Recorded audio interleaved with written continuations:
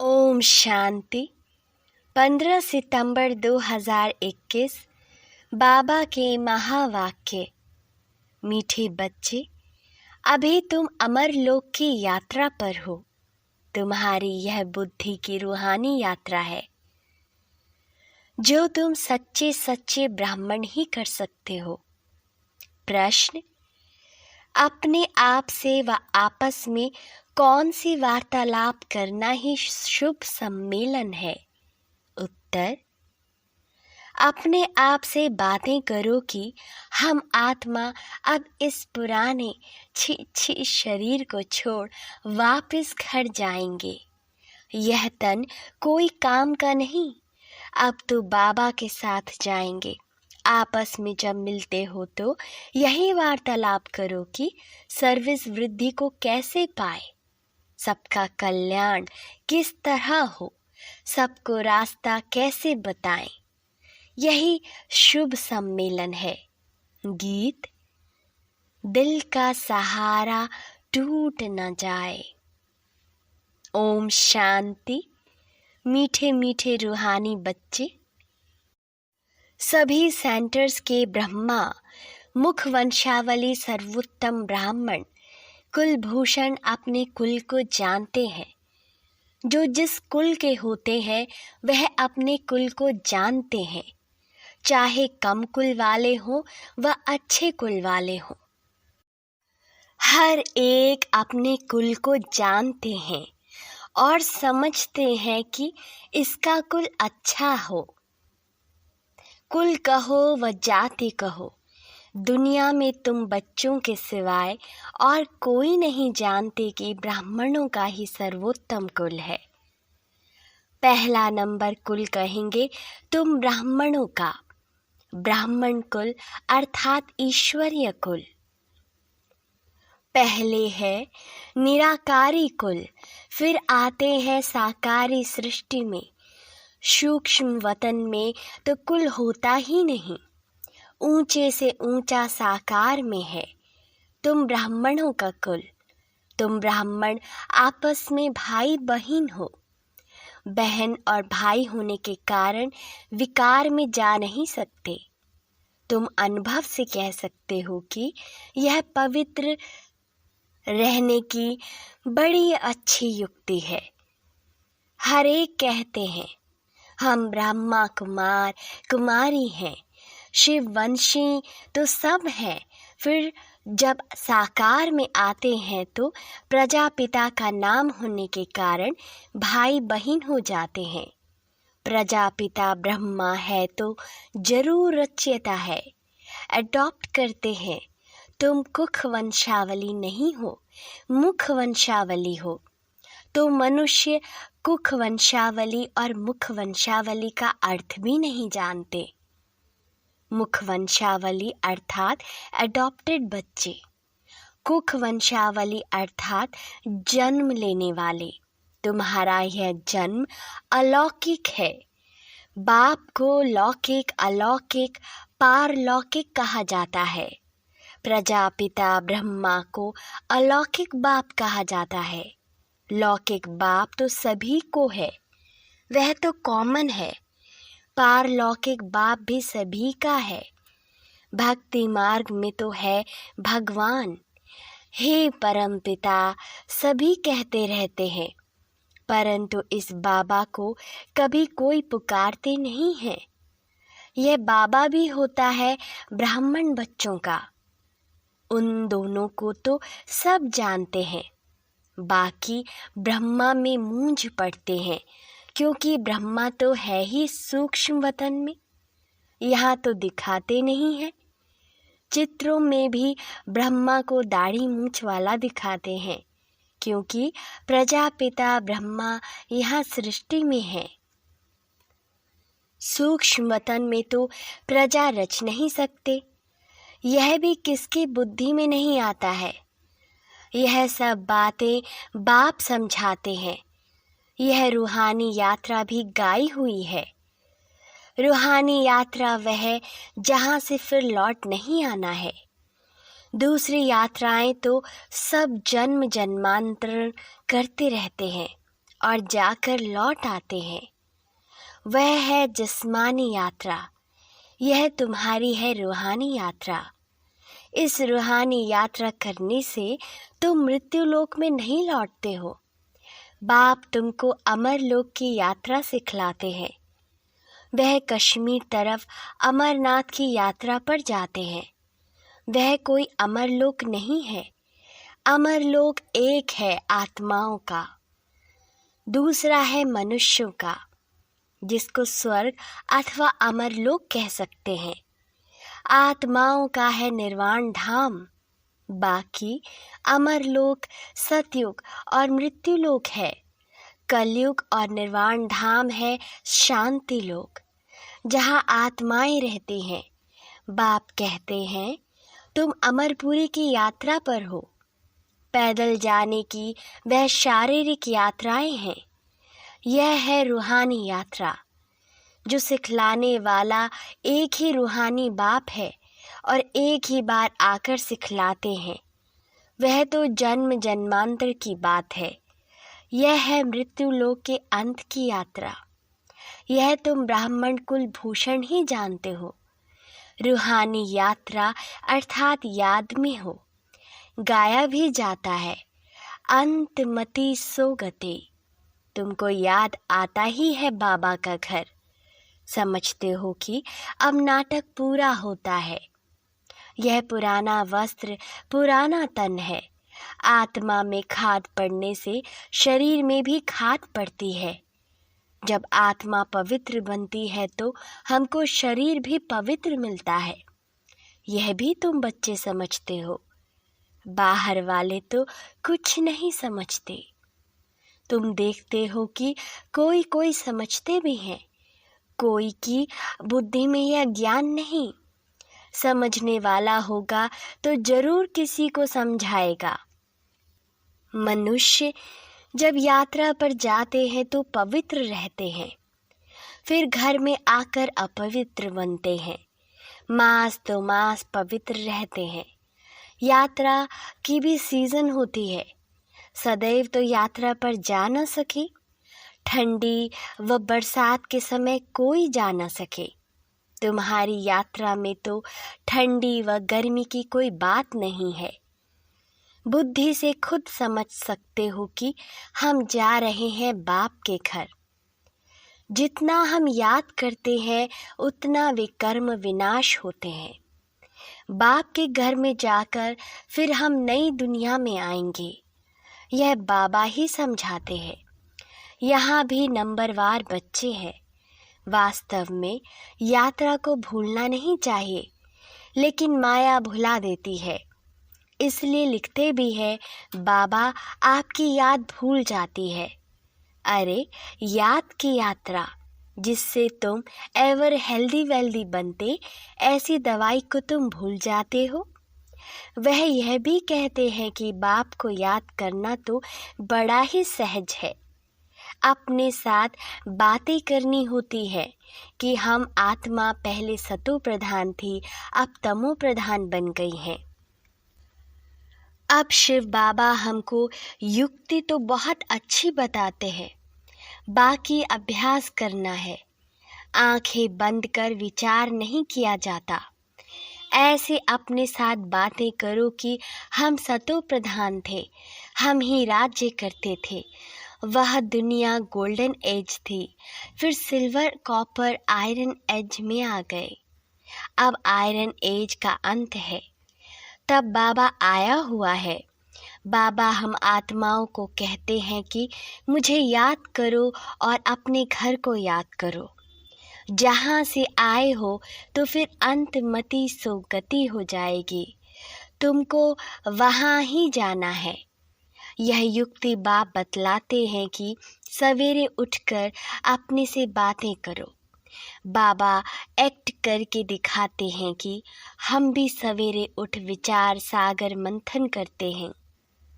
सच्ची कमाई करनी चाहिए ना, सुबह का साईं, तो उस साईं को याद करने से तुम्हारा बेड़ा पार हो जाएगा। बाबा जो करते हैं, जैसे करते हैं, वह बच्चों को भी समझाते हैं। इसमें खिटपिट की बात नहीं है। यह कमाई की बहुत अच्छी युक्ति है। अल्फ को याद करने से बे की बादशाही तो मिल ही जाएगी। बच्चे जानते हैं कि हम राजयोग सीख रहे हैं। बाबा बीज रूप नॉलेजफुल है तो हम भी झाड़ को पूरा समझ गए हैं। यह भी मोटे रूप में नॉलेज है। आदि में यह झाड़ कैसे वृद्धि को पाता है, फिर कैसे उनकी आयु पूरी होती है, और झाड़ तो तूफानों आदि के लगने से गिर जाते हैं। परंतु इस मनुष्य सृष्टि झाड़ का पहला फाउंडेशन देवी देवता धर्म प्राय लोप हो जाता है। यह भी होना ही है। यह जब गुम हो जाए तब कहा जाए कि एक धर्म की फिर से स्थापना और अनेक धर्मों का विनाश। कल्प कल्प यह धर्म प्राय लोप होता है। आत्मा में खाद पड़ जाती है तो जेवर जूठा हो जाता है। बच्चे समझते हैं हमारे में खाद थी। अब जब हम स्वच्छ बनते हैं तो औरों को रास्ता बताते हैं।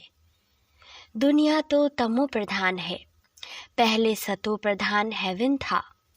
तो बच्चों को सवेरे सवेरे उठ अपने से बातें अर्थात रूह हरिहान करनी चाहिए। विचार सागर मंथन करना चाहिए। फिर किसको समझाना होता है कि यह 84 जन्मों का चक्र है। 84 जन्म कैसे लेते हैं, कौन लेते हैं? जरूर जो पहले आएंगे वही लेंगे। बाप भी भारत में आते हैं, आकर 84 का चक्र समझाते हैं। बाप कहाँ आए हैं यह भी नहीं जानते हैं। बाप आकर अपना परिचय खुद देते हैं। कहते हैं कि मैं तुमको राजयोग सिखलाता हूँ, मन मना भव। मुझे याद करो तो विकर्म विनाश होंगे।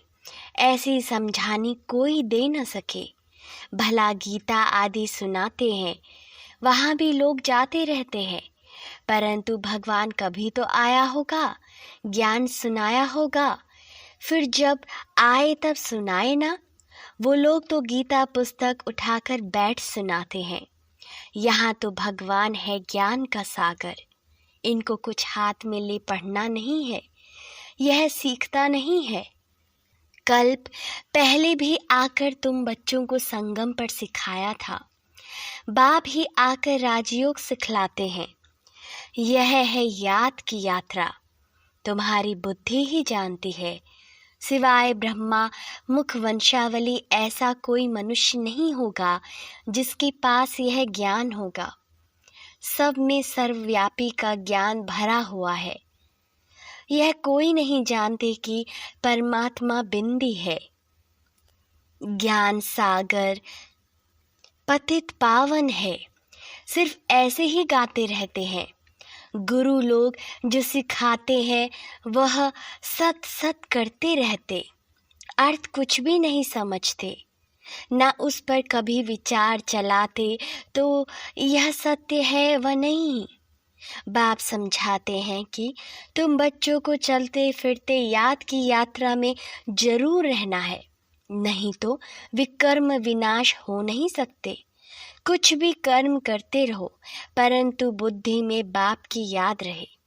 श्रीनाथ द्वारे में भोजन बनाते हैं तो बुद्धि में वह श्रीनाथ रहता है ना। बैठे ही मंदिर में है, जानते हैं कि हम श्रीनाथ के लिए बनाते हैं। भोजन बनाया, भोग लगाया, फिर घर वाले बच्चे आदि याद आते रहेंगे। वहाँ भोजन बनाते हैं, मुख बंद, बात नहीं करेंगे। मनसा से कोई विकर्म नहीं बनता है। वह श्रीनाथ के मंदिर में बैठे हैं। यहाँ तो शिव बाबा के पास बैठे हो। यहाँ भी बाबा युक्ति बताते रहते हैं, बच्चे कोई फालतू बात नहीं करना, सदैव बाप से मीठी मीठी बातें करनी है। जैसा बाप वैसे बच्चे। बाप की स्मृति में रहता है कि चक्र कैसे फिरता है। तब तुम बच्चों को आकर सुनाते हैं। तुम बच्चे जानते हो कि हमारा बाबा मनुष्य सृष्टि का बीज रूप चैतन्य है।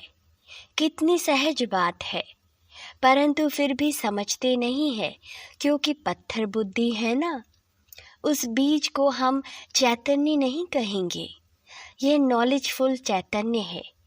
यह एक ही है। वह बीज तो अनेक प्रकार के होते हैं।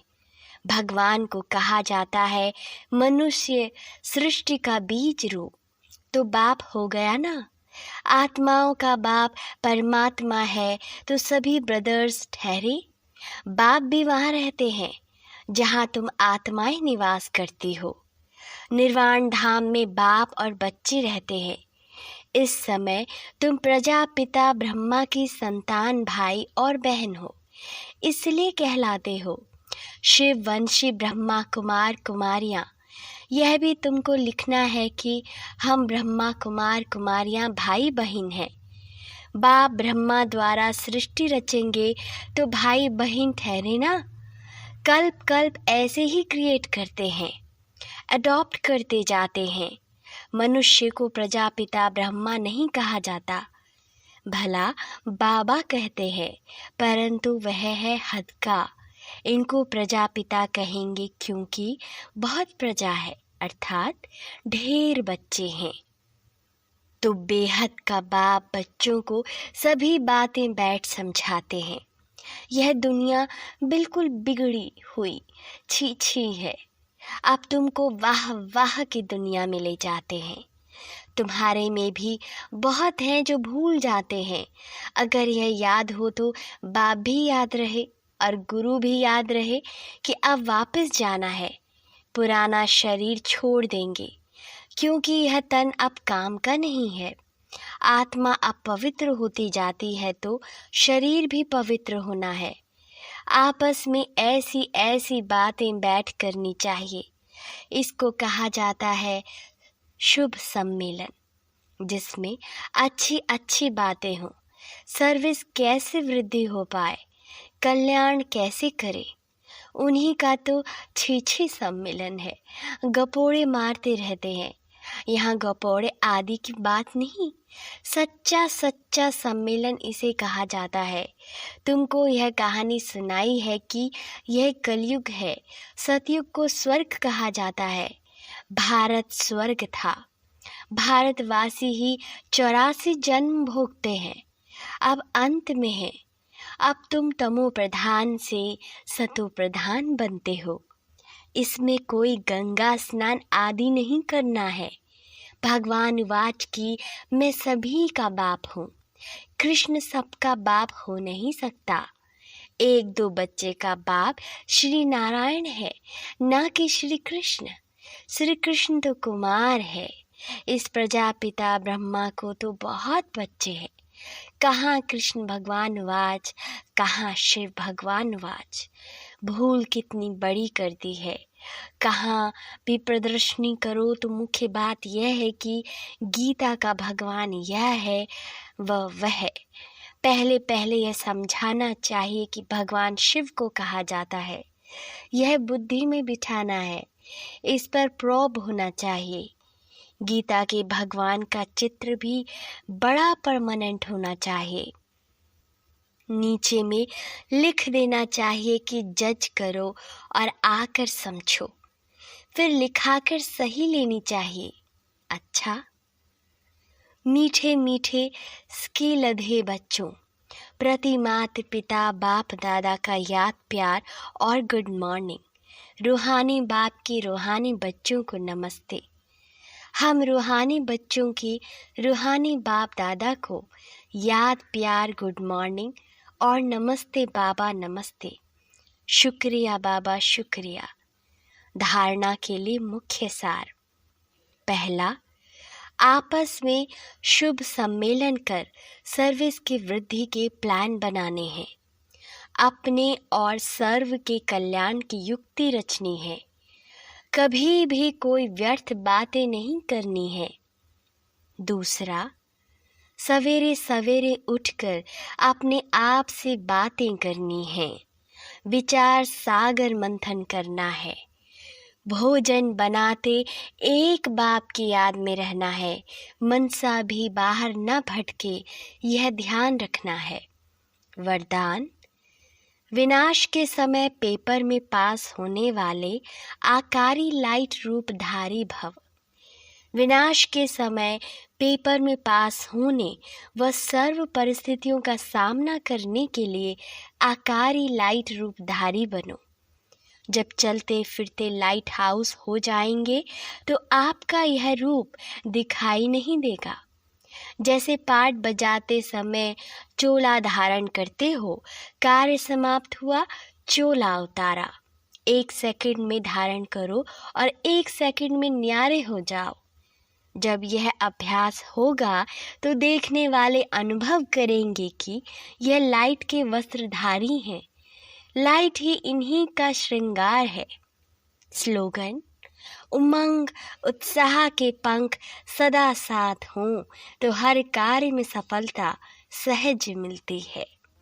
मेरे मीठे मीठे भाई और बहनों, आप इस YouTube चैनल को सब्सक्राइब कर लीजिए ताकि डेली प्रातः मुरली सुनने के लिए रोजाना सर्च ना करना पड़े। ओम शांति।